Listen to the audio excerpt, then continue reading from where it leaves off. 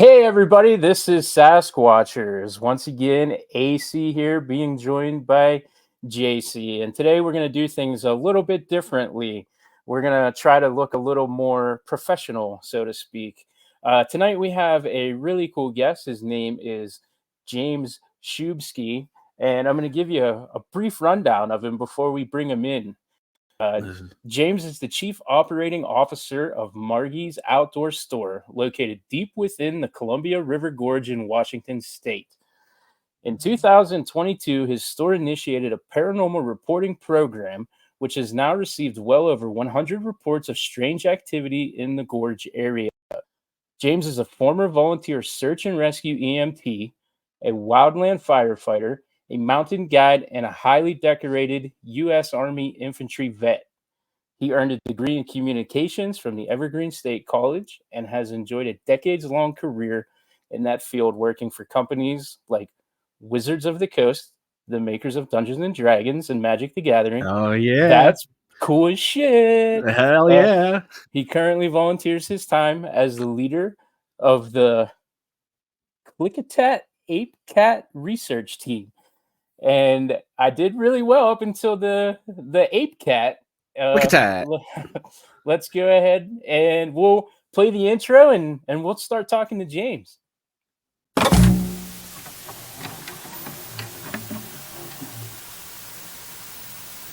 truth is out there. Never stop looking. Never be sheep. Always disrupt.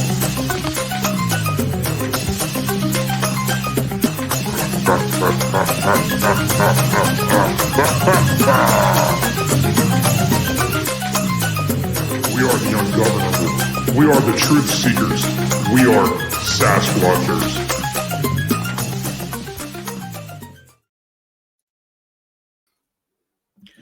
Woo, studio magic. Look at that. And now we welcome James. How are you doing? Hey, James. I'm doing great. Thanks for having me on tonight. Yeah, thanks for being with us. This is Absolutely. Really cool. You know, I had your prep in front of me, and I completely didn't see the Wizards of the Coast. I've been playing that's D&D. cool. I've been playing D&D for over 20 years now. So that's really cool, and it's going to be hard not to sidetrack this and turn this into like Critical Role now. Well, I will tell you, it was a joy to work for Wizards, and of course, I played D&D growing up. So I've been probably playing for 40 years. In fact, just this weekend, I was playing with my 10-year-old daughter and her friends, and I'm a big fan. And it was kind of a life goal, life achievement, I guess, when we would play D&D in the boardrooms there at Wizards of the Coast. They're pretty well set up for that kind of stuff. And so, how good are the people that work there? Are they like really good at the game, or are they just like mediocre? Oh my God, they're ridiculously good. Like, you have no idea how some of the people, especially like the guys that work on Magic the Gathering, they are literal like rocket scientists. Like they were astrophysicists before they came to work for Wizards of the Coast. Wow. And the amount of math and just sheer brain power of that crew is it's humbling. I'll just say that. Well, I'm sure. And super creative, really genuine and good people. It was a very fun memories of my years at Wizards. I also worked for WizKids, so they made like Hero Clicks and a bunch of games like that. And a couple other, I had a really fun career in the gaming industry. So, yeah, that's super cool. I do remember Hero Clicks, but I didn't get into them as much as D&D. I feel like that was kind of a thing that came and went, at least for me, about 10 years ago. Yeah. That's like ancient history. I was working there early 2000s, so long time ago. Yeah. Okay. Well, that's a neat background, and maybe we'll come back to that. But I don't know how exactly the listeners would feel if I completely turn this into D&D discussion, which is a possibility, I guess. We did a live. That would be a first for Sasquatchers. Yeah, we did a live recently, and I started talking Star Wars, and some of the comments were like, "Oh, Andrew being a Star Wars nerd is the least surprising thing ever." So there's clearly a way that I'm portrayed, and it might not be any surprise at all that we start talking D&D. But you have a ton of paranormal experiences that you bring to the topic of discussion here. So I think what we should do is just jump right into this Columbia River Gorge in Washington State. Washington, to my knowledge, is kind of like a hotbed for paranormal stuff, and certainly cryptid. And Bigfoot, that's definitely a Bigfoot hotbed for sure. So I'm curious, let's just start at the beginning here. How did you wind up doing the outdoor store? So my wife and I were living up in Seattle, and my mother-in-law had started a number of businesses down here in the gorge. And about 3 years ago, she passed away. And so my wife and I made the decision to sort of uproot our lives and come down here and run the family businesses. And one of them was a store that its format wasn't quite working. And so with all my outdoor adventure experience, we sort of changed the format and turned it into an outdoor adventure store. So we sell things like backpacks and ropes and climbing gear and canteens and all the kind of stuff that you would need to go on awesome adventures. The gorge is easily one of the coolest adventure areas in the world, and we'll get into that in a minute. So we converted the format of the store to this outdoor store, and right away, spontaneously, people started coming in and telling us their stories about encounters with Sasquatch and UFOs and even things much stranger than that. And I was fascinated. And, due to some experiences I've had in the past, I realized that oftentimes with these stories, there's a kernel of truth, and it's worth taking the time to listen to these folks and hear them out. So I put up a big sign in the store, and right on the window, it's a huge sign that says "File paranormal reports here: Sasquatch sightings, UFO encounters, ghost experiences.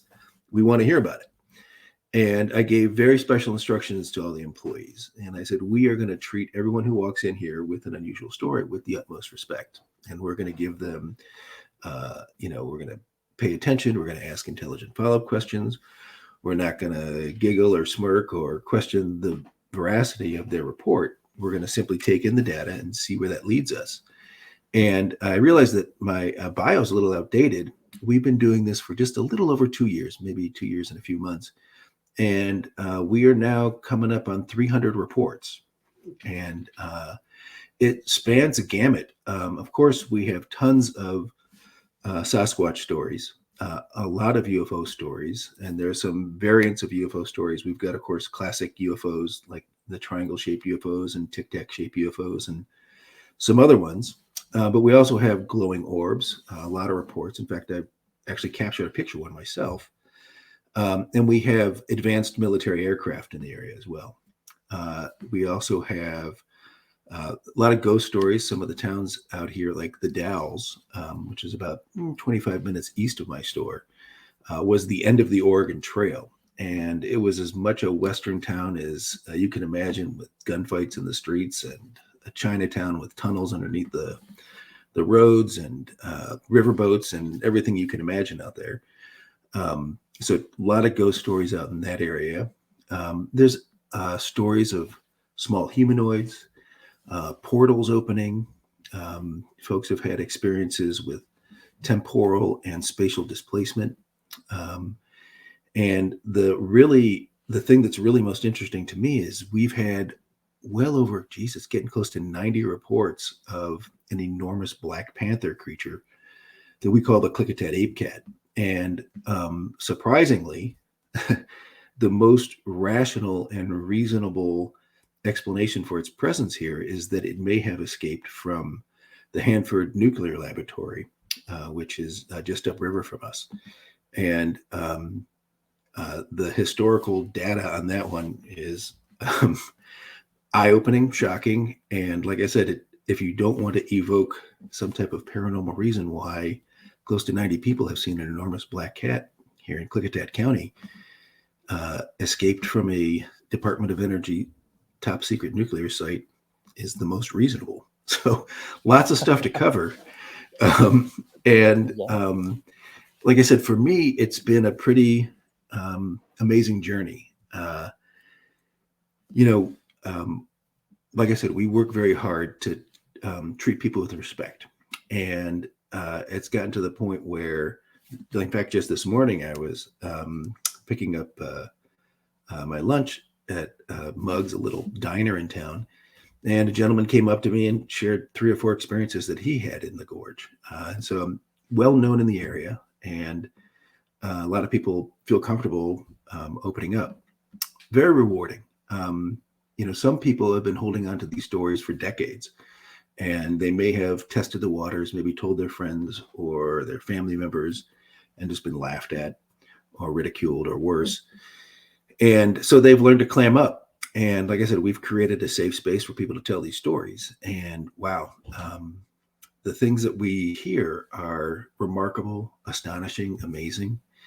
And it's no coincidence, I would say. I mean, we talked about a little bit about my adventure background, being a soldier and a search and rescue EMT and a number of other things. And the gorge is a stunning place for adventures. And then once I realized that it was also populated with mythical creatures, talk about living out a D&D fantasy in real life. Like, this is kind of really, to me, just so compelling and so interesting. And so, yeah, that's kind of how things got started. And like I said, just in this past few days, like since Saturday, we've had 6 or 7 new reports. And they span the gamut. It's, like I said, it's a complete joy to live in a place where all of the questions don't have answers. And I just love that about this area. Yeah, no, that's really cool. I wish that I also lived in like a place that was like magical like that, but something that I live in Cleveland, and there's a lot of unanswered questions here. I'm from Ohio. Actually, I was raised just east of Cleveland in a little town called Chagrin Falls. And I live in Euclid, actually. But Chagrin Falls is not too far from here. Yeah, about half an hour. The gorge itself, I mean, it might help your viewers to understand, or your listeners to understand a little bit about the place that we're talking about. So the Columbia River is the largest river in North and South America that flows into the Pacific Ocean. And it forms the border between Washington State, so southern Washington State, and northern Oregon State. The gorge is an area, it's about 80 miles long. And back in the 1980s, the U.S. Congress got together and they created a special new law just to protect this place because it is so jaw-droppingly beautiful. Basically, the river cuts a gorge through the Cascade Mountains. It's the only sea level passage through this mountain range. And there are cliffs that are 1,000 feet tall here. In fact, you can go from sea level to 3,000 feet in half a mile in some areas of the gorge. So the mountains form a rain shadow, and the western half of the gorge is a Pacific Northwest rainforest. But there's a rain shadow on the eastern side, and so it forms this beautiful high plains desert. And so we've got everything from those deep, mysterious pine forests to, barren desert mesas, and this powerful, powerful river running through the middle of it all. There are over 90 named waterfalls on the Oregon side alone. Some of those are over 600 feet tall. And in fact, the gorge has got the highest concentration of waterfalls anywhere in the United States. So my store is sort of located right at the transition between the rainforest and the desert, a little town called Bingen, Washington. Right across the river from us, there's an old 100-year-old bridge, and it's the town of Hood River. Hood River is famous for windsurfing and that kind of kiteboarding and that kind of stuff. And within 35 miles of my store are 3 stratovolcanoes that are over 10,000 feet tall and perpetually clad in glaciers. we've got Mount St. Helens, which famously erupted in 1980. There's Mount Adams, which is an enormous UFO hotspot and has roots that go all the way back to the Kenneth Arnold sighting in June of 1947, which is basically the first UFO sighting, flying saucer sighting that sort of set America ablaze with the whole notion of flying saucers. And then south of us, we've got Mount Hood, which is a huge Bigfoot area. And so it's a volcanically active area. And there are at least 600 caves out here. And so we've got whitewater rafting, paragliding, mountain climbing, hiking, whitewater rafting. Basically, it is like the world's greatest open world map. In fact, right behind me is a map that I drew of the area. And it sort of, points out a lot of the paranormal sightings that we've had. So the place is, just like I said, it is stunningly beautiful. I live in Skamania County, about 25 minutes away from the store. So I start off in the rainforest and I drive to the edge of the desert every day through one of the most beautiful places in the world. And I think we've got some very unusual geology here. And I have a strong belief, a theory, that it is our very unique geology, which is somewhat responsible for the way over indexing we have on paranormal reports. So I'll just give you a brief geologic background. So about 17 million years ago, this enormous fissure opened in the earth at the Washington-Idaho border, and huge volumes of lava sprayed out of this. It's like a classic Kilauea ropey, soupy lava. And it flowed through the ancient, what was then a very gradual valley, 300 miles through the valley all the way to the Pacific Ocean.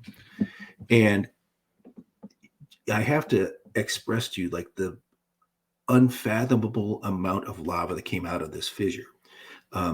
So this thing erupted for millions of years. But in some places in Washington state, the lava is over 3 miles thick.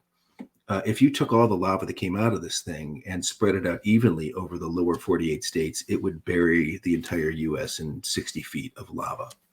Well, the reason why this is important is that, so you imagine that lava comes and it flows, and as it's cooling, all of the magnetic material in it just orients towards the Earth's magnetic North Pole. And then it hardens and it gets locked in place. Well, there have been over 300 of these lava flows, and some of them are separated by 10,000 years, 100,000 years, things like that. And as each flow came, the Earth's magnetic pole is wandering. So in the last 100 years, it's moved 700 miles. And so each new layer orients towards the new magnetic North Pole. And every one of them has got a very unique and different magnetic signature than the one below it. So we've got this stack of lava flows, and each band has got its own magnetic signature. And what that has done is that even now today, when you look at the government navigation maps of the gorge, there are these bright pink letters on it that warn you that your compass readings will be off in this area. So that was sort of like the first geologic thing that happened, was this enormous amount of lava came flowing through here and created this layer cake of rock. Then about 2 or 3 million years ago, we started having the Cascade Mountains. So we had this vertical uplift of lava that's forming all of these volcanoes, and it took all those layers and bent them. So as complicated as that magnetic situation was, it got even more complicated when it got contorted and bent. And then, of course, all those volcanoes had their own lava flows. And then about 15,000 years ago, some of your listeners may be familiar with the work of Graham Hancock or Randall Carlson talking about the Younger Dryas floods. And so that happened right in my backyard. And basically, there was this enormous lake that formed in Missoula, Montana, was held back by an ice age glacier. This is 15,000 years ago or so. Well, that dam catastrophically failed, and in a single day, all of the water, which is basically the quantity of all the water in the Great Lakes, rushed across Washington state. The flood across eastern Washington was about 300 feet deep. They estimate that it was equal to all of the rivers on Earth combined times 10. So just a massive flow of water. And it got held up at the eastern end of the gorge, a place called Wallula Gap. And then it shot down the gorge at 70 miles an hour. And where my store is, that water was 800 to 900 feet deep. And it was carrying boulders and trees and icebergs and everything else. And it completely scoured the landscape. Nothing living survived. And so we had these true apocalypses. We had this apocalypse of fire and then a cataclysm of water. And what that water did, those giant floods did, was they stripped everything off of those rock layers and laid them bare. So it's basically this live wire. And so that's sort of the geologic history. And so it has created this really complex and unique electromagnetic environment. Then you add on to that, there are 14 hydroelectric dams on the Columbia River. The Columbia River produces 44% of all the hydroelectric power in the U.S. Basically, these turbines generate enough energy to power a city the size of Seattle and 7 more just like it. And all that power gets transmitted through the gorge on these, transmission lines. And so as weird and crazy as everything was before, now we've got the energy of the river. Literally, it's not just like a woo-woo energy. It's being converted into electricity, energy form that we know how to work with, and then, transported through the area. So all that is to say that we've got this really unique electromagnetic environment out here. And, there are some stories that we've heard that really made me take a look at some research that was done in the 80s and 90s. So there's a professor, Dr. Michael Persinger, up in university in Ontario, Laurentide University. He created this thing called the God helmet. He didn't call it the God helmet. Media called it the God helmet. And basically what he did was he took a motorcycle helmet and put some solenoids on it and was able to manipulate magnetic fields around the human brain. And when he did this, he was able to elicit a whole host of what would be called paranormal perceptions. People had sensed presence. A few of his subjects actually claimed to have seen God. And that's how it got the name the God helmet. But he was able to do also things like turn fear on and off like a switch. And so there's a number of effects that happened. And so the reason why his device worked is that the human brain has magnetite crystals in them. These are magnetically active crystals, and they estimate that in some of the most important structures, like the temporal lobes and the hippocampus, that there are over 5 million magnetite crystals per gram of brain matter. And it is reactive to magnetic fields. And most mammals and many other animals also have magnetite crystals in their brains. And it is believed now that this is what's responsible for things like, navigational abilities of animals and things like that. And so, like I said, we've got this wide range of phenomenon that people are experiencing here. And, I've had a few unusual experiences myself, some strange sightings, some vocalizations that I've heard. And I've been in certain areas where I've had spatial displacement.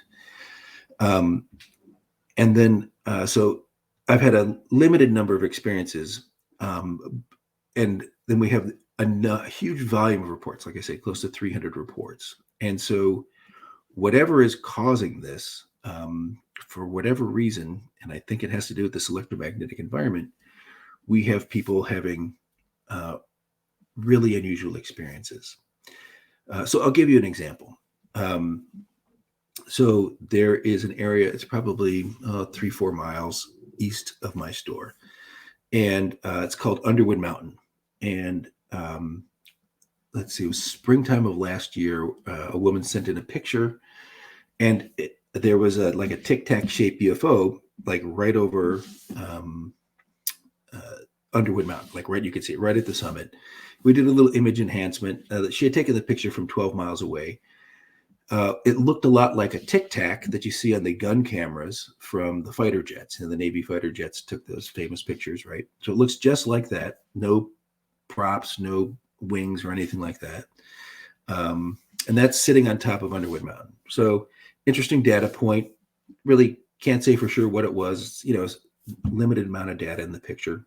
But I myself took a picture just below that. So at the base of Underwood Mountain at the river level, I captured a picture of a blue glowing orb. My wife and I have seen these orbs with our naked eye, and I was lucky enough to capture a picture of one. But we have dozens of reports of people seeing glowing orbs in that same area. And then midway up that mountain, there's a number of vineyards. It's a very hospitable climate to growing wine grapes and things like that. And a gentleman said that he had seen two red glowing orbs sort of doing almost leapfrogging each other in the sky. They descended to ground level. He reports that he thinks that they turned into something that looked like a pair of eyes, and they began approaching him. And then he said, and this was the interesting data point for me, that like a switch, fear was turned on in his brain, and he felt suddenly awash with terror. And so he ran into his house, grabbed a shotgun, and by the time he came back out, the phenomenon had ended and was no longer present. And that was really a key report for me, because he reported experiencing exactly what Dr. Michael Persinger was able to elicit in the laboratory setting with his device, this notion of fear being turned on and off. And Underwood Mountain is one of those places where those layers of lava with the unique magnetic signatures have been bent into a mountain shape. So it's a very convoluted and twisted area there. And so that's just one example of how we've got this array of phenomena occurring in a very specific geographic area. It's associated with these magnetic bands that have been twisted and folded. And we're seeing this exact same type of phenomenon that scientists who are studying the stuff in the lab are able to replicate. And so really interesting stuff, right? And so as I think about this, a few things come to mind. So we have had, very close to that area, this weekend, a woman came into the store, and she said that her and her friends, there was 9 people in total, were laying in a field, and they were watching a meteor shower. It was last September, and they were also watching the satellites fly by, and then they saw 2 pinpoints of light looking like satellites sort of tracking each other across the sky. And we've had a number of reports in the store, people who've seen the Starlink satellites, and they get excited that they maybe have seen a UFO, but there's a clear terrestrial explanation for Starlink satellites. For the listeners who don't know, Starlink has this array of satellites that have, I think Elon Musk put them up into orbit. And it's basically a long line of lights. And when you see it for the first time, if you haven't heard about it, you, for all the world, believe you're looking at UFOs. So I didn't say anything while she was giving a report, but I thought, I hope this isn't another Starlink report. Well, then things got weird. She said, then right when it got right on top of us, a green laser-like light in a sheet came down and scanned the tree line across the field, over them, the rest of the field, then up the tree line on the other side, and then disappeared. And all 9 folks witnessed this together.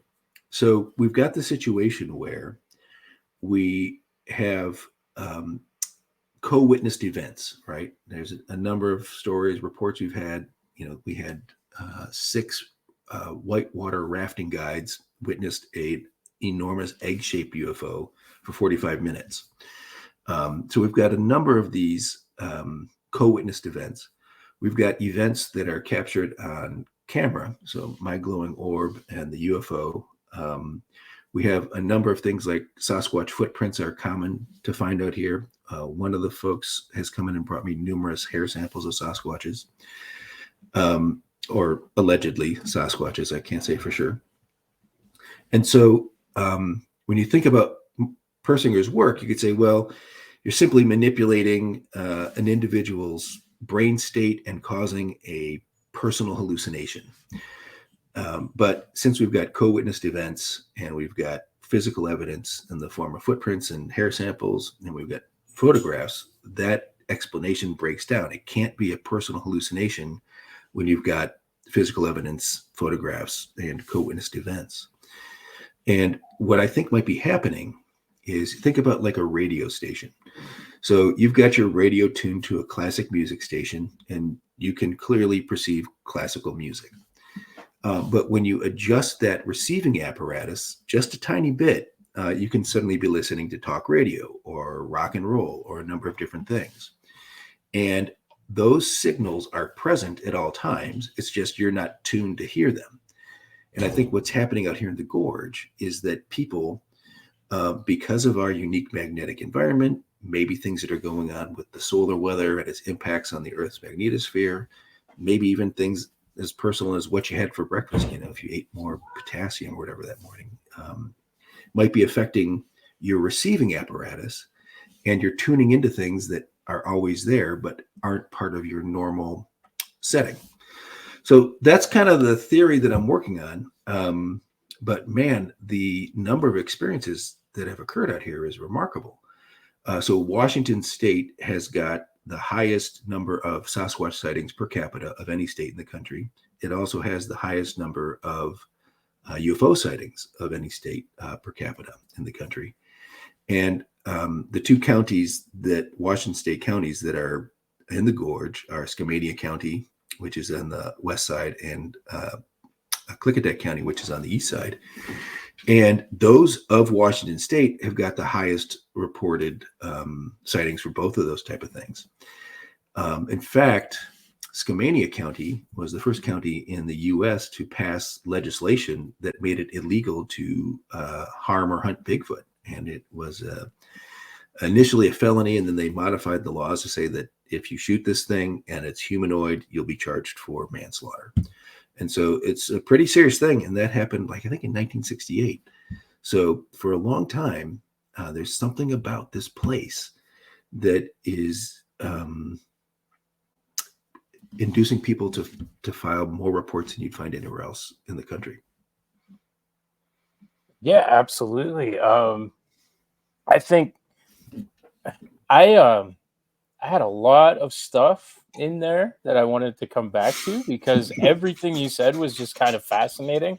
And as soon as I was about to ask a question, you'd say something else that was just about even more fascinating. So I'm sorry that I let you kind of talk so long, but I was kind of intently listening and just kind of being educated. I think, first of all, I wanted to comment and say that the approach that you have about treating everybody with respect who comes in and files these claims, it's noble, and I wanted to commend you on that, because I have a community first approach to everything that we do, and I have been interviewing people myself. On the side, we have kind of branched out and expanded, and I've been working on some documentary stuff. JC and I, we just put one out not too long ago, and I'm working ground legwork on some stuff that over here in Pennsylvania, he's not really able to help so far on day-to-day stuff. So I've been doing a lot of conversations and interviews with people, and it's shocking to me how terrified people are of, what their spouses would think or what their employers would think. And there's a lot of stuff that has gone unsaid for a really long time because people are just outright terrified of what the public opinion is going to be.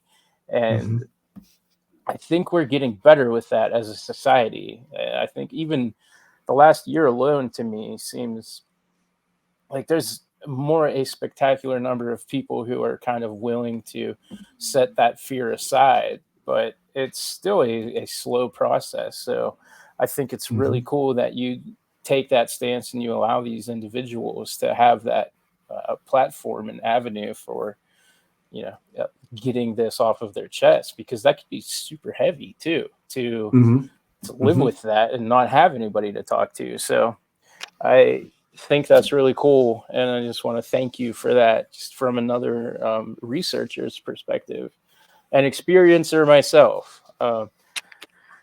I won't bore anybody with the details that we've heard millions of times on this show, but I've also seen some things and experienced them, and I've dealt with that same public opinion. I know this story probably better than he does because he's told it so many times. Well, I mean, people. I had nothing to do with it. Right. But anybody listening has already heard it. I'd be happy to share it with you off of the recording. But getting onto your experience, I wanted to ask you. You had talked about seeing these orbs personally, and I wanted to see if you had a gauge of how big they were. What size were these orbs that you were able to witness with your eye? Yeah, so it's a strange thing because they're often distant. And so there's a couple of different kind of orbs that people have reported. The picture that I took, the orb appears to be larger than a car, right? And it's sort of floating over the river, but near a road, and there are some cars on the road, and you can kind of get a sense of, perspective there. And so sometimes they're that large. Oftentimes you're seeing them from a distance, difficult to say. Other folks report seeing them in the forests near their home. And these are seemingly more, volleyball sized or basketball sized. And so we've had numerous reports of, these flying at altitude. There's a giant core of an ancient volcano. It's called Beacon Rock. It's this 800-foot tall, basically plug. Everything was stripped away from it during the floods, and all that's left is this giant 800-foot monolith. They say it's the second largest monolith in the Northern Hemisphere. And I had one lady come and report that she saw an orb flying towards that at about 400 feet, and then it got to just in front of that, monolith, and then it shot straight up in the air. Also around that area, we've had the maintenance workers report seeing apparitions at some of the trailheads. And other folks have reported seeing these glowing orbs at ground level, sort of will-o'-the-wisp type of experience. And those seem to be about basketball sized. And so there's a pretty big variety. And it's again, one of those mysteries that I have reports, I have theories, but I don't have a lot of good data on what we're actually talking about. What they may be, or, if they are, there's some folks that have had reports that seem to associate. In fact, just this weekend, we had a report of some folks who were camping on the Oregon side of the river, and they watched this strange glowing orb sort of bouncing along the top of a ridgeline and came down and then was heading up in the forest towards them. It extinguished, and then they heard vocalizations. It sounded very much like Sasquatch vocalizations. And one of the witnesses was an elderly couple, but the time they saw it, they were in their late 20s, and the wife ran into their camper. The husband grabbed his gun, and they report seeing a shadowy figure that they described as Sasquatch-like. They came back to that same area a couple weeks later, and something grabbed onto their camper and was rocking it up and down while they were inside of it. Interestingly, the reason why I bring it up is because that experience started with an orb experience and then seemed to transform or be somehow associated with Sasquatch experience. That's a pretty popular thing that's going on with Sasquatch right now, I've noticed. And even in our area, some of the people that I've spoken with who are Sasquatch experiencers all kind of say that it's preceded by seeing orbs, or they'll be out. There are areas that are hotbeds here, and we have people that camp with the express purpose of, encountering Sasquatch, and they'll end up having all of these experiences with orbs. And what I think is interesting is I'm in Pennsylvania, but I'm in like the northern part of the Appalachian Mountains. So I think correlation isn't causation, but I see correlation between these orbs and Sasquatch, and it tends to be like a mountain type area where this is going on. So a lot of people that I know in this area have spoken about it, and obviously that's Appalachian Mountains, and I've seen reports in Tennessee and other parts on the East Coast. So it is reassuring to that theory to see that over on that other side of the country, in the other mountain ranges, that this is also occurring. I think that adds some credence and a sense of believability to it. As far as scientific method is concerned. But yeah, that's one of the reasons I'd asked. And then also my UFO experience that everybody's tired of hearing about was orb related. So it had started, with seeing orbs come up out over the tree line. And so I'm always really into hearing orb stuff for that reason alone, because it kind of harkens back to the experience that I had. And so I think that's super neat. I hate to jump, but there's so many things. I don't want to miss out on talking about this black cat that you guys have in that area, because again, that's something that is really prevalent now. And it's actually not just your area. That's something I'm seeing pop up on forums and stuff.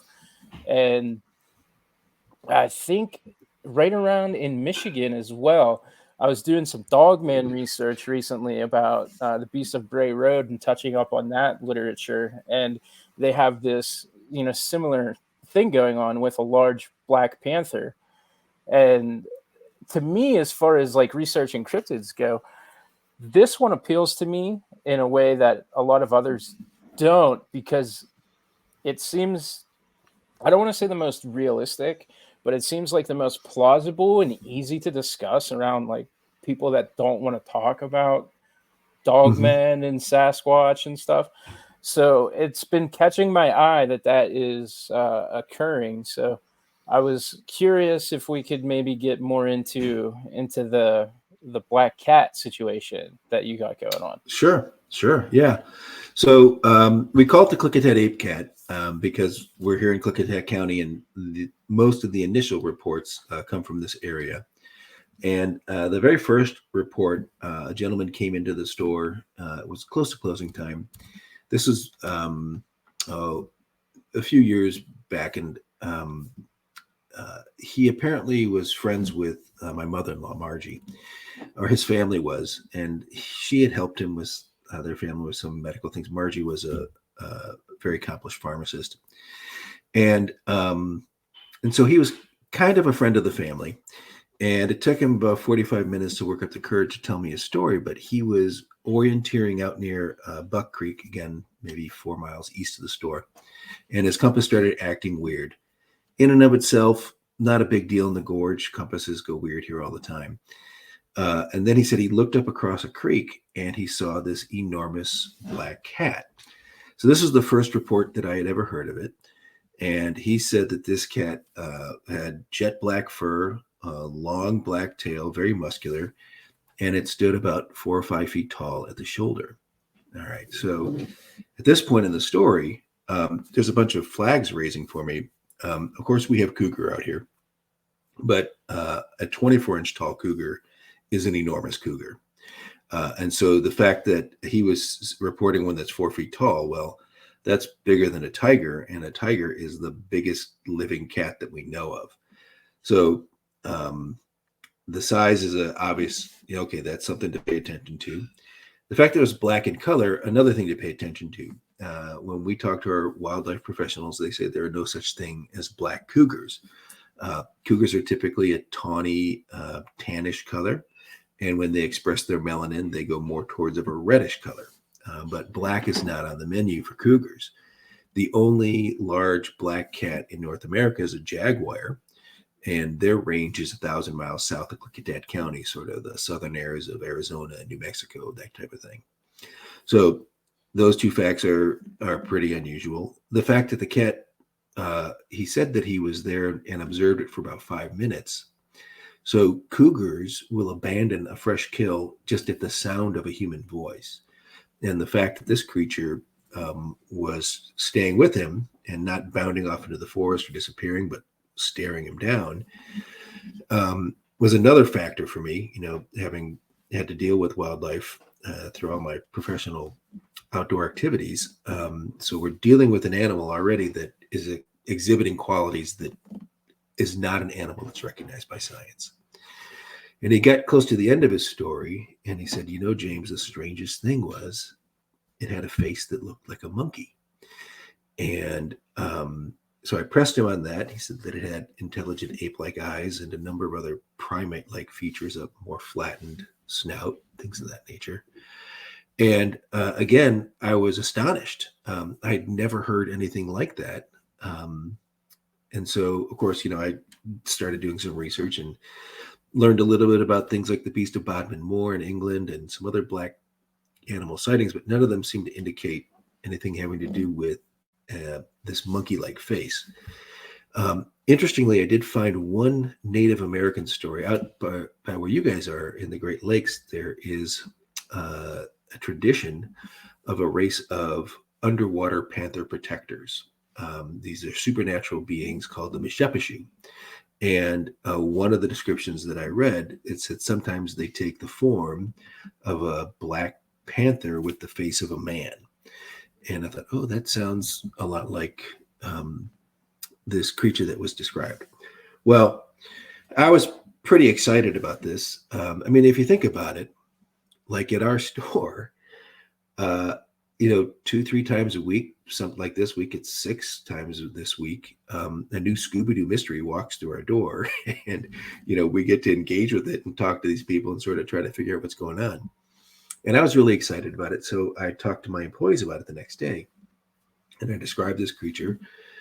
And Missy, one of my employees, she started shaking and she said, "Oh my God, James, I've seen that creature myself." And so she was driving down Klickitat Canyon, which is sort of runs off Klickitat Glacier on Mount Adams and then feeds into the Columbia River.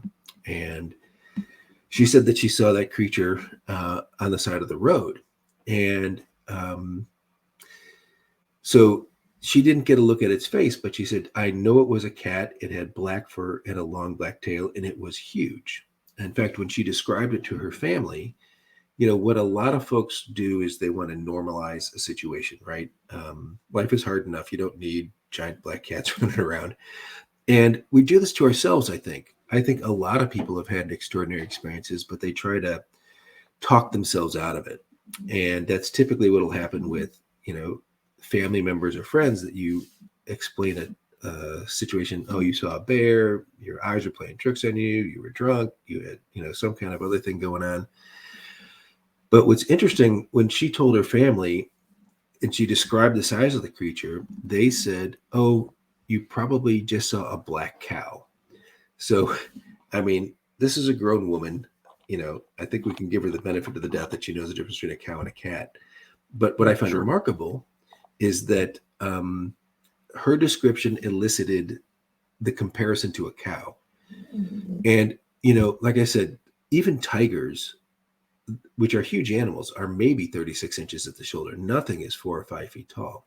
And just so your audience is aware, we've had close to 90 reports now. I would say about half of them describe this enormous size, right? This 4 to 5 feet tall. In fact, this just a few days ago, might have been last week, a guy was up by Mount St. Helens and he was driving his car home down one of the mountain roads.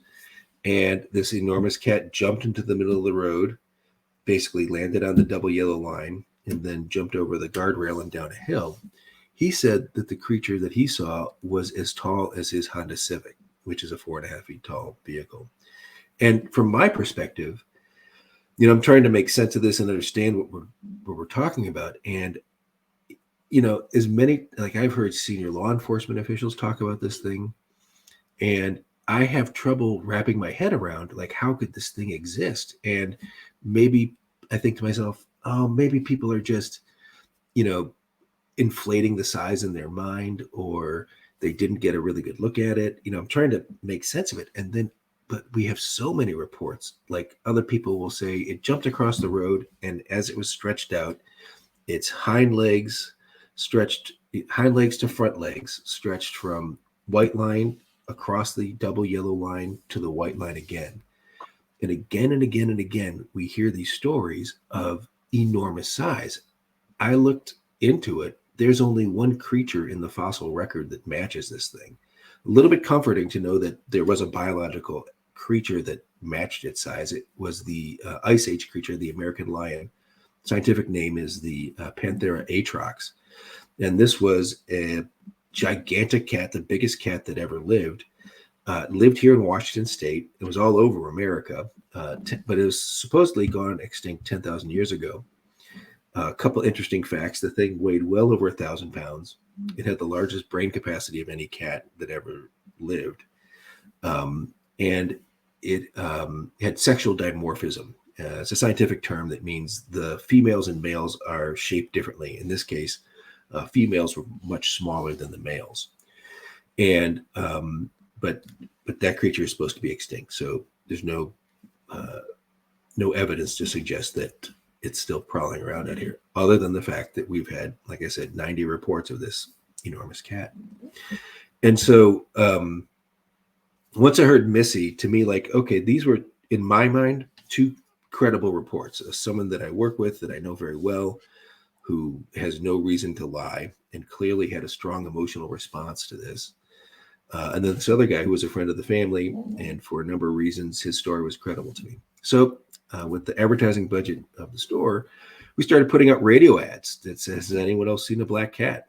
And we put up flyers at the trailheads. And lo and behold, the reports started rushing in. And so, like I said, we've had close to 100 reports of this creature. Somebody caught some crappy, grainy video footage of it at the west end of the gorge last summer. And so report after report after report.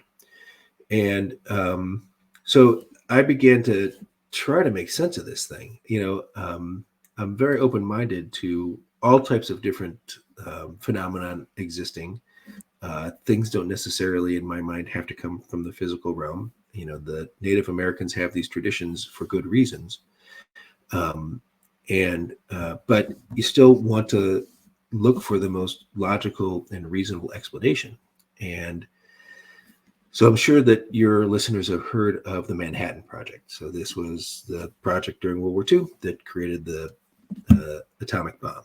And everyone is very familiar with Los Alamos, where you had Oppenheimer down there with his team of engineers and brilliant scientists designing the bomb.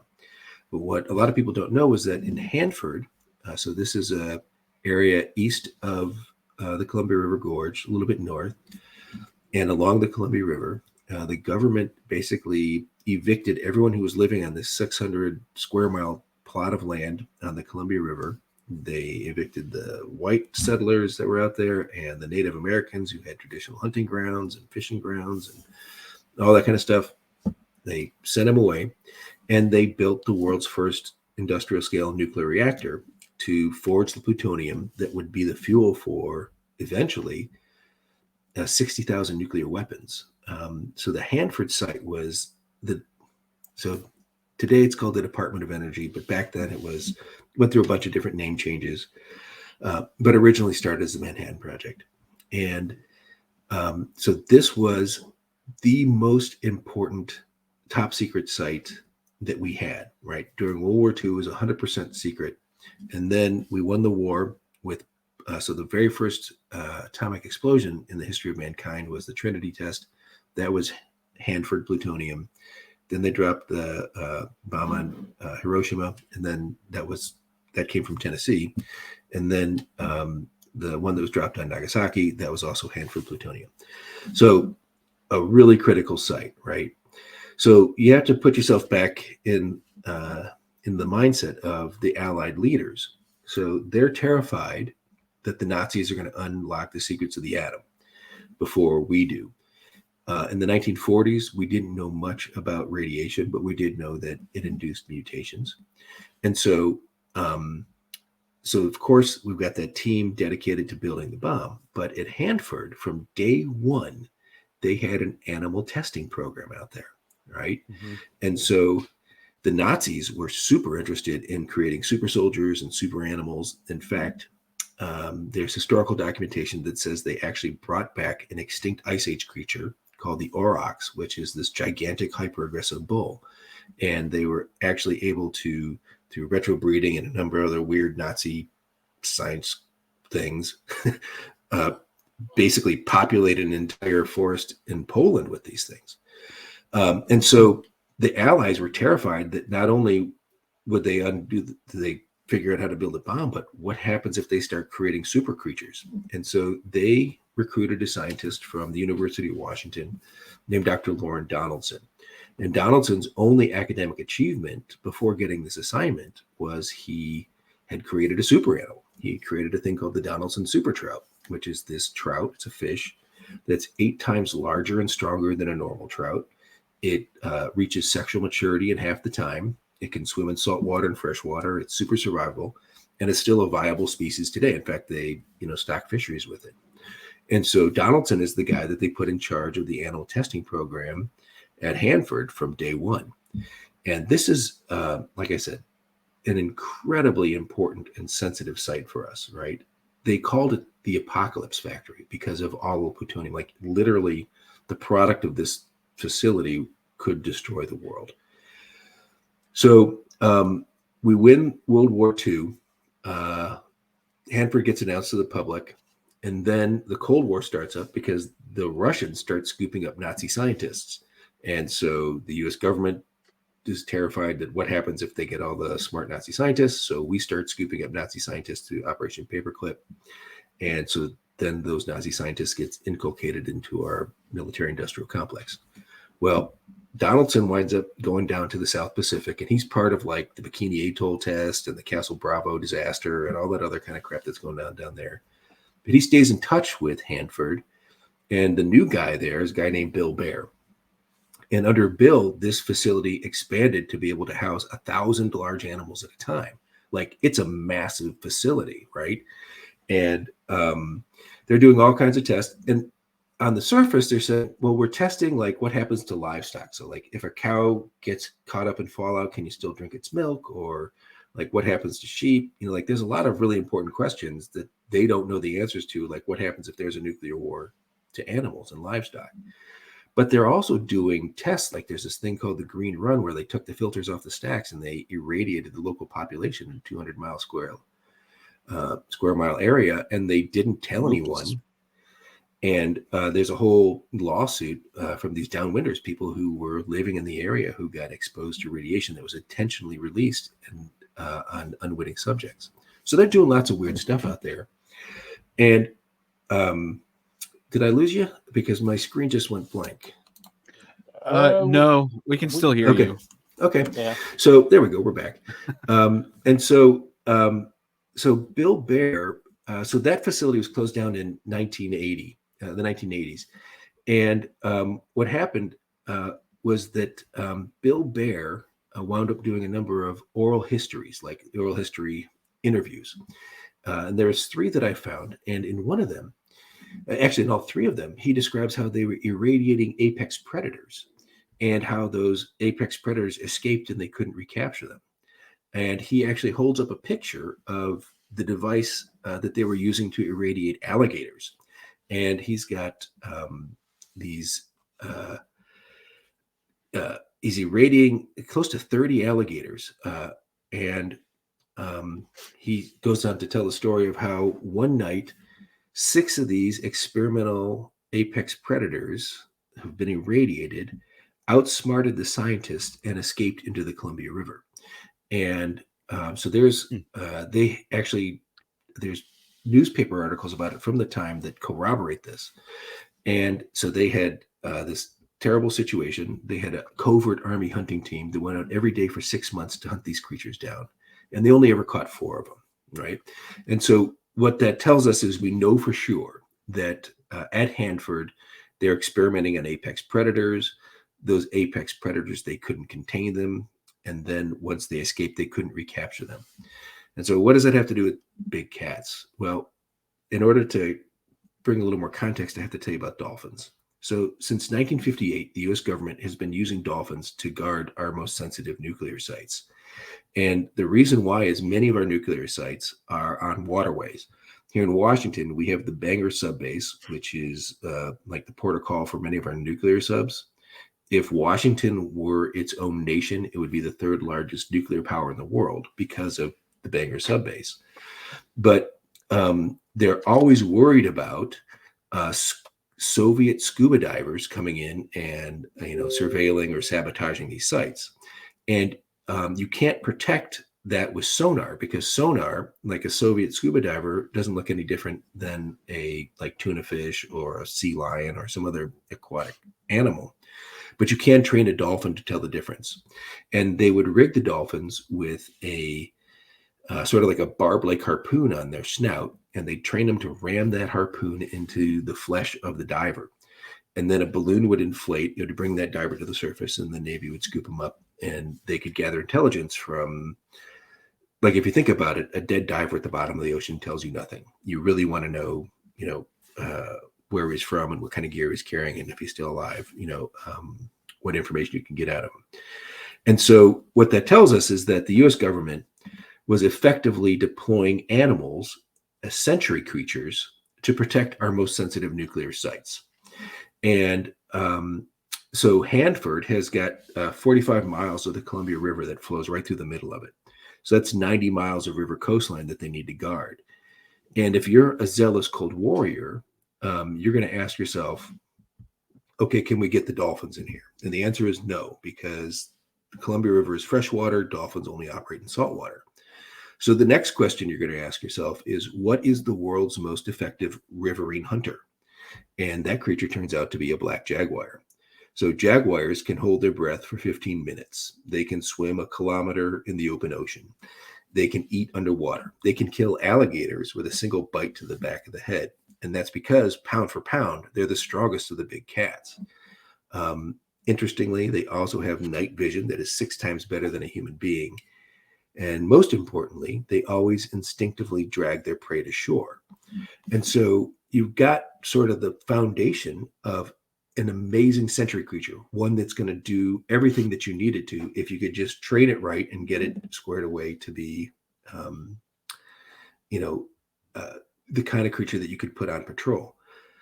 And just to give you a sense, like, this may sound crazy that they're doing this, but we had Nike missiles were part of the defense. So the idea was a Nike missile is basically a surface-to-air nuclear-tipped weapon, and it's designed to handle a Soviet bomber threat. So they were so worried that the Soviets would bomb Hanford that it seemed like a better strategic move to detonate a nuclear warhead over civilian populations and take out those bombers rather than to let those bombers hit Hanford. And there were 4 Nike missile launch sites there at Hanford, and each one of those sites were guarded by dogs. And in the literature, it says that the military considered a dog to be worth 10 soldiers in a sentry role. And so there's a really high incentive to find animals that are going to be able to protect this river weak point, right? How do you ensure that we don't have swimmers coming through and getting ready to sabotage and surveil these things? Because the actual nuclear reactors are really close to the river, and they needed that water for cooling. And so what we think happened was the alligators were part of a sentry program. I mean, if you think about it, there's no domestic need for alligators. We don't get milk from alligators. We don't, typically eat alligator meat. Like, we don't eat alligator eggs. Those alligators were likely there as a sentry pilot program. And we also think that these Black Panthers were part of a similar program. When you look at where Hanford is located, if you travel north, east, or south from Hanford, it's just more and more desert. If you head west into Klickitat County, where all these cats are now being reported, there's enormous amounts of available habitat and food, prey animals, all kinds of places to hide and live and thrive. And so what we think happened was, just like these gators, these experimental cats outsmarted the scientists. They escaped. And once they escaped, they couldn't recapture them. And so we have reports. The earliest report of a big black cat here goes all the way back to 1968. Interestingly, there have been no hostile encounters with these creatures. And that is really unusual. except when you think about what would happen with a sentry creature. So a sentry creature, you don't want it to indiscriminately attack humans in sight. In fact, you want it to be respectful of humans because it's got to deal with its trainers, right? You don't want the trainers being killed. And then under certain conditions or under certain, keywords or whatever way you would activate it, it is only then that it would become the kind of killing machine that you would hope would be in a sentry role. So a lot of the facts, a lot of the observed data points that we have about these creatures seem to match this theory that it escaped from the animal testing laboratory just upriver from us. That is super interesting and not quite what I expected when we started asking questions about it. I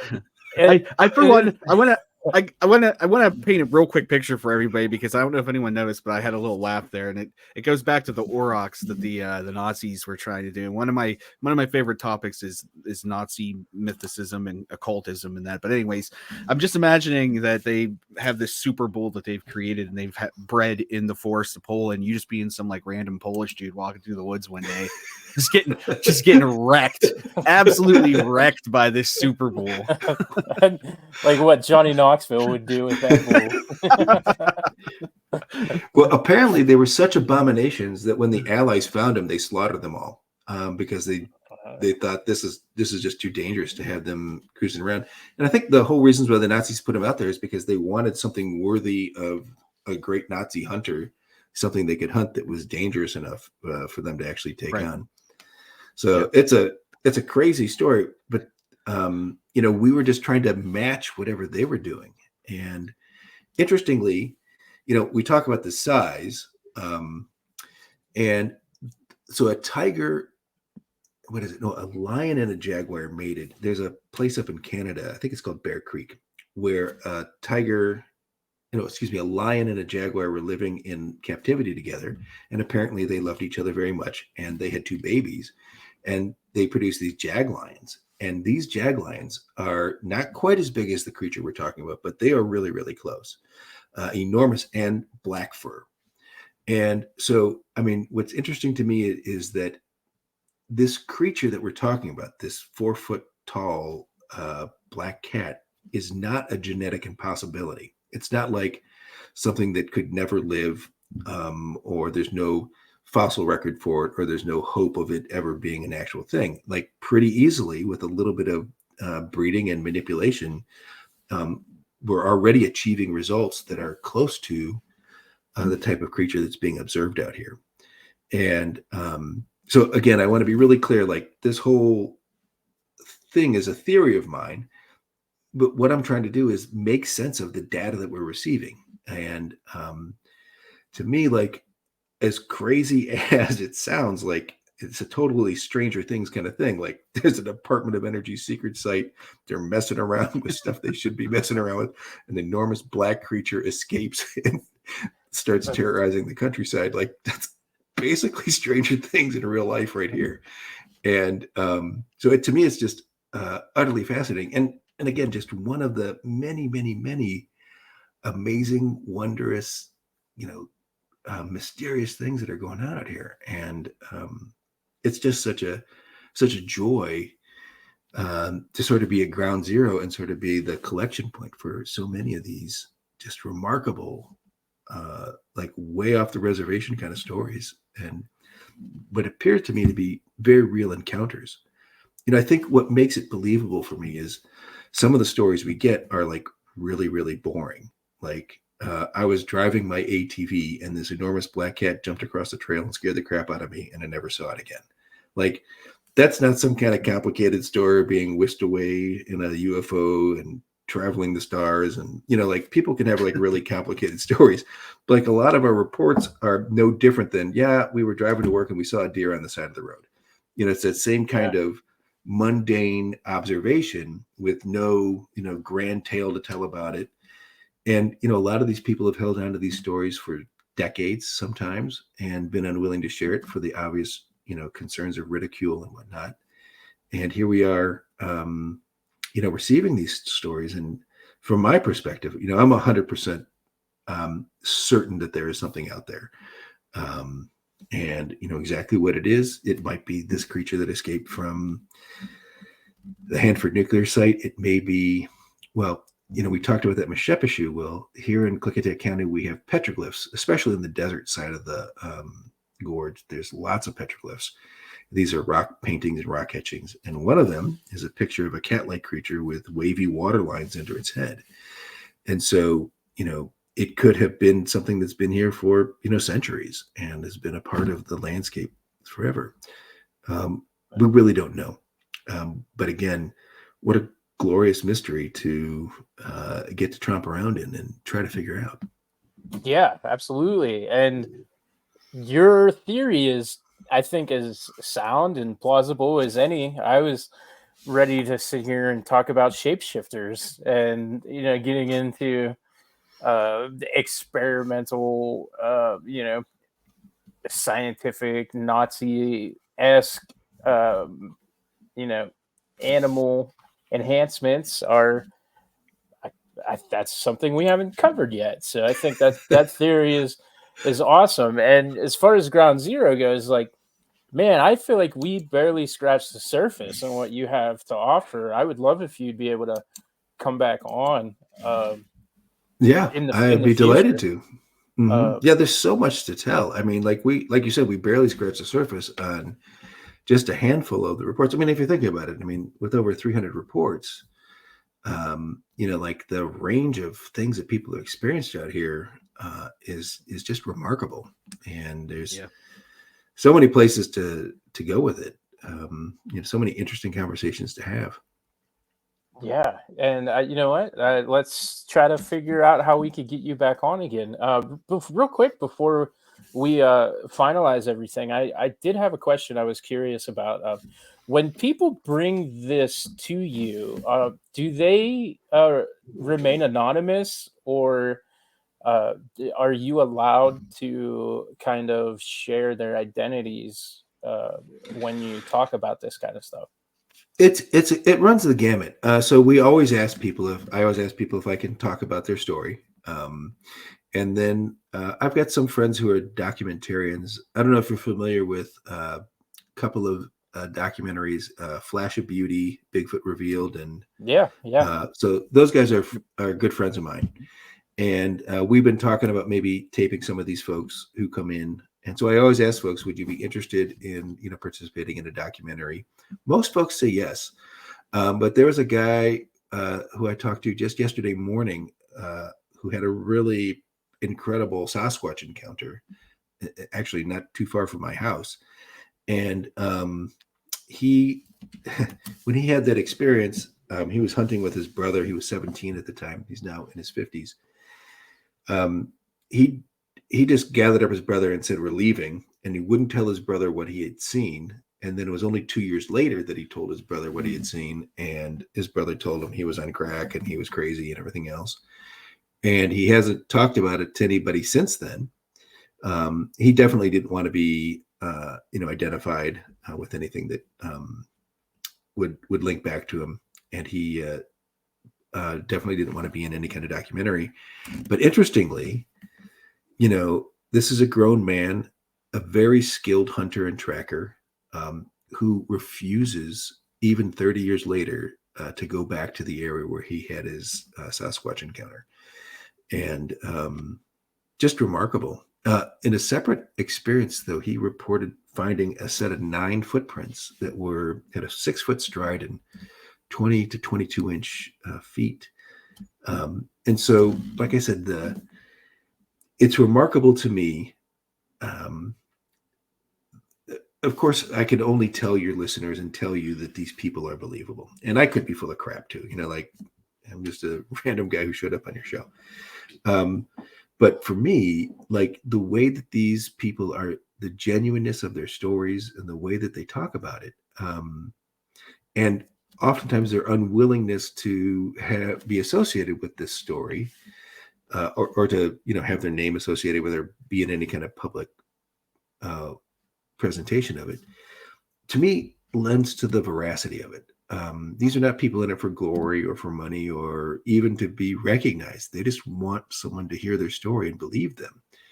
And he said he thinks about it every day. And that's something that happened to him when, almost 40 years ago. So it's just remarkable. Yeah. Well, James, we always like to offer, the last bit of the show to our guests to promote any links or other things that you might have going on. So I would like to go ahead and give you the opportunity now to go ahead and speak on that. And we do always include them in our show notes and everything, but if there's anybody listening that can just grab a link real quick, Sure. Floor is yours. Yeah. So margiesoutdoorstore.com, Margie's with an S at the end, outdoor store, or even Margie's Outdoor will get you there.com. We've got our paranormal report form in a digital form there, and some information about some of the creatures and encounters that people have experienced. Mostly, I want to talk to anyone who's in the Gorge area who lives in Washington or Oregon. If you have had an unusual experience, please come down to the store.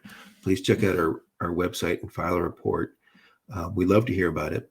We're just on the verge of starting up a Gorge paranormal group here, so that more people can talk about it, and we can start to get some of the data in a more organized and presentable fashion. Maybe more useful to other researchers.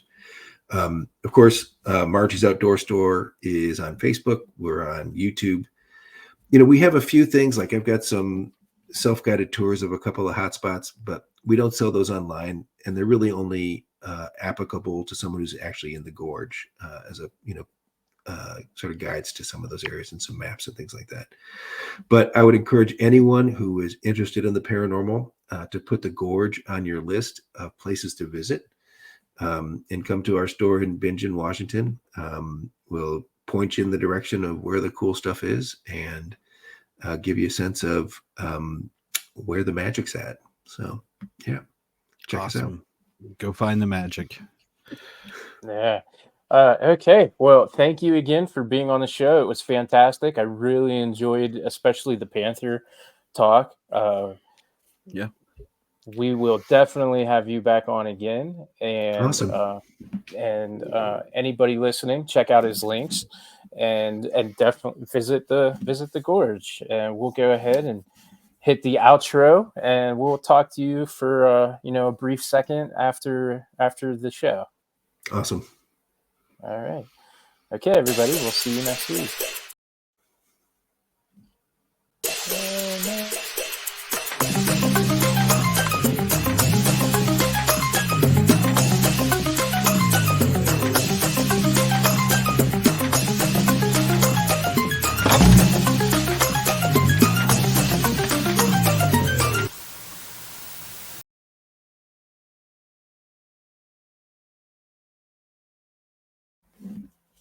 Thanks for squatching, everybody. Squatch